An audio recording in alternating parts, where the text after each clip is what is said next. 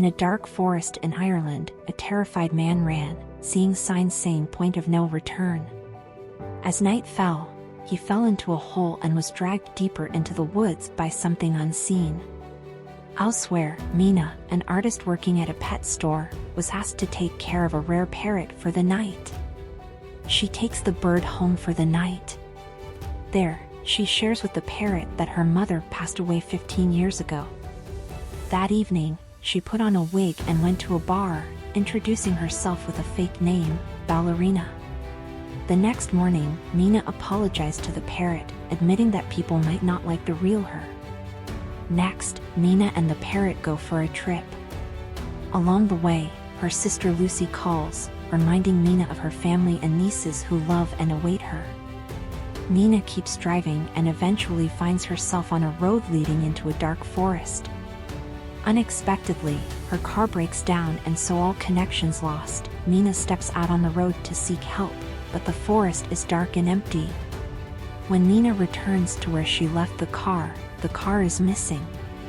She continues to walk through the quickly darkening area, talking to the bird to keep herself cheerful.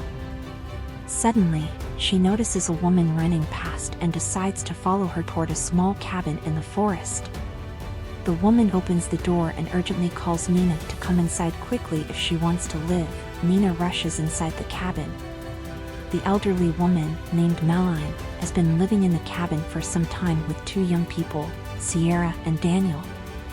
She immediately instructs Mina to stand in front of a mirror. As Mina stands by the mirror, she suddenly hears sounds like applause. Meline confirms the watchers are applauding the appearance of a new arrival. In the morning, Mina announces she's leaving, despite warnings it's impossible. She heads into the forest, where Meline catches up and explains the forest can cause hallucinations but survival is possible. Signs mark the safe zone to return to the cabin before dark. Beyond them, there's no return. These signs were made by a man known as the Professor, now missing. That night, Daniel introduces Mina to the watchers and asks her to act normally. Meanwhile, Sierra plays music and dances as she does every evening. Mina then discovers discs with recordings of Love Search TV shows. The next morning, Mina and Sierra gather medicinal herbs. Sierra reveals that Mina's missing husband asked her to take care of Daniel before he vanished while searching for an exit. Sierra also mentions finding strange burrows in the forest where the watchers go during the day. She estimates they've been in the cabin for almost 5 months. Later, Meline lays out the safety rules: never leave at night, never open the doors for anyone, and always stay in the light. Each day is the same. Mina spends her time watching endless shows and staring into the mirror. One day, she knocks and listens on the mirror and hears a knock at the door. Meline commands everyone to freeze, and everything stops. The next day, Mina goes hunting with Daniel, who tells her that Meline used to work at a university and considers herself an expert, having lived in the cabin the longest. Daniel has been there for 8 months and hasn't seen anyone else. Mina persuades him to help her explore a burrow using a rope. As she descends, she finds old newspapers, toys, electronics, and an old bicycle. She ties the bike to the rope and sends it up, but eerie sounds from the darkness frighten her. She screams as the rope falls at her feet. Climbing out, she and Daniel examine the items, considering using the bicycle to escape. However, Meline reacts strangely to their discovery. Meanwhile, Daniel manages to assemble a surveillance system from the electronics they found and installs a camera by the door. At night, everything seems normal. Sierra dances when there's a knock on the door. Daniel suggests that someone has arrived. Meline forbids opening the door, but they hear Sierra's husband's voice. Sierra tries to confirm it's John by asking him about a book they bought together, but he doesn't answer. The man pleads to be saved from death. Sierra asks him to show himself on the camera, but as he leans towards it, something drags him into the forest. Immediately, there was a knock on the mirror stronger while they stood still before the mirror. Meline stands in front of everyone as if shielding them, and the knocking stops. In the morning, Meline throws the bicycle into the burrow, insisting they no longer break the rules. Later, Mina remembers her sister and mother inviting the girls for a car ride on a beautiful day. Mina had opened the window despite her mother asking her to close it due to the wind bothering her. This distraction led to a tragic accident for which Mina still feels guilty. As winter arrived, the days grew shorter, the nights colder, and food became scarce. Quarrels erupted among the cabin's inhabitants. One day, Sierra ventured into the forest. Mina caught up with her, and Sierra confessed she believed John was real. They hurried back to the cabin, where Daniel's screams were heard. Angry with Meline and Mina for not letting them inside, the women hid under a tree. Soon, they witnessed tall, spider-like monsters emerging from the forest, approaching the cabin windows and emitting terrible shrieks. The watchers observed Daniel and Sierra, while Mina and Meline waited for them to depart so they could return safely. When the monsters finally left, the women rushed to the door, begging to be let back inside. Daniel initially refuses to let them in, but Mina opens up about her guilt towards her mother. She implores Daniel to understand the lifelong suffering that comes with responsibility for someone's death. Eventually, the doors open, and all four of them immediately stand in front of the mirror, hoping to convince the watchers they belong.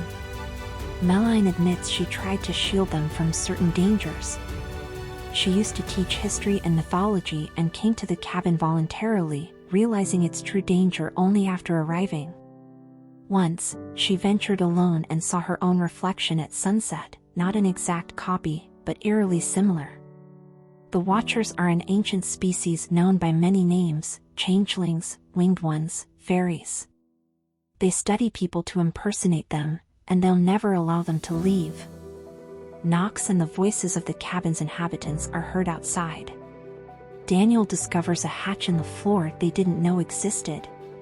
Descending, they find a well-fortified and equipped living space filled with food and equipment. Mina activates an old computer, revealing a video recording showing the face of the professor, whose real name is Rory Kilmartin. He was the first to study the Watchers and tried to uncover their origins. In 1979, the scientist found this place, which he named Wonderland. Every evening, the Watchers observed the professor through his window for years. His colleagues had mocked his stories, so he built a bunker with laborers from isolated villages. He convinced these men to dine outside each evening while he hid inside, studying the Watchers' interactions with them. One day, a Watcher appeared as a red-haired girl, unlike the others, curious and unique. The professor realized that unlocking the fairy's secrets could conquer death. He lured the girl into a cage, experimenting to communicate and bond with her. She sometimes transformed into a terrifying creature with long arms, but gradually became more familiar and understandable to him. However, the professor eventually realized his efforts were in vain and contemplated ending his life. He hid a boat by the river, the only way out, and instructed the survivor to go to his university office and destroy all documents. He chose to stay behind and face his fate. In the last recording, they hear Kilmartin climbing, followed by gunshots and silence, indicating his demise. Knowing it's their last night in the forest, Sierra turns on the music and invites Daniel to dance. He appears troubled, revealing his dysfunctional family and feeling of having nowhere to go.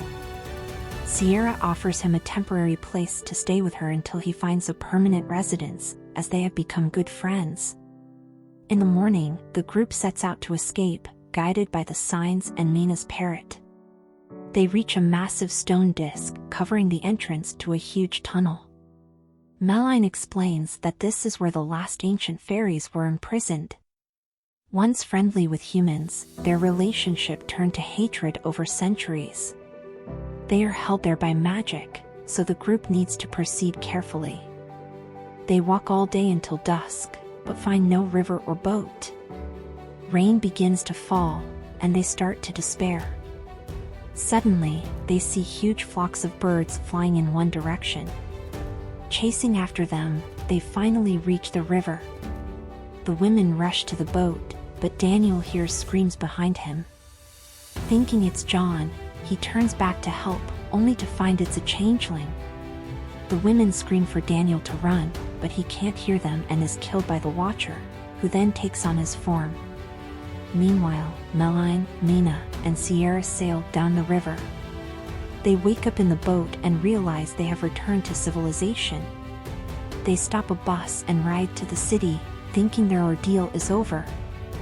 Later, Mina goes to the university where Kilmartin worked, posing as his niece to gain access to his office and fulfill his last request. There, she discovers more documents, photos, and a recording where Kilmartin discusses the fairies and reveals the existence of half-blood children in the world. Among the documents, Mina finds a stack of photos that deeply surprise her. In the evening, Mina visits Kara's house and shows her a photo of Melanie from Kilmartin's belongings. She explains that Melanie, who died several years ago, was Kara's wife. The Melanie they lived with in the cabin was actually a special fairy capable of moving during the day. Kilmartin had captured her, but he couldn't bring himself to harm her. Instead, she took on Melanie's form to reintegrate into civilization. Then, a car pulls up to Kara's house, and the real Sierra steps out, revealing that the person Mina was talking to is actually a fairy imposter. Realizing she has been exposed, the fairy knocks Mina unconscious and changes shape again, this time into Daniel. The fairy explains their desire to live peacefully like other species but expresses frustration at being forced underground due to human fear and hatred. As Daniel, the fairy approaches Mina with intent to harm her, but Mina appeals to her empathy. She mentions that there are others like her, half-human, somewhere in the world, and acknowledges the unfairness of humans banishing the fairies. Moved by Mina's words, the fairy softens and transforms back into her true form. She spreads her wings and flies away. Mina regains consciousness, and later she reunites with her twin sister Lucy. Finally forgiving herself for their mother's death, Mina shares her experiences, admitting she still sees Melanie appearing in the forms of other people. Her niece arrives and shows Mina a drawing of her and Darwin, whom she still keeps as a pet. Meanwhile, outside, a girl with red hair appears, looking at their apartment windows. And there, the movie ends, leaving the viewer to ponder the lingering mysteries and connections in Mina's world.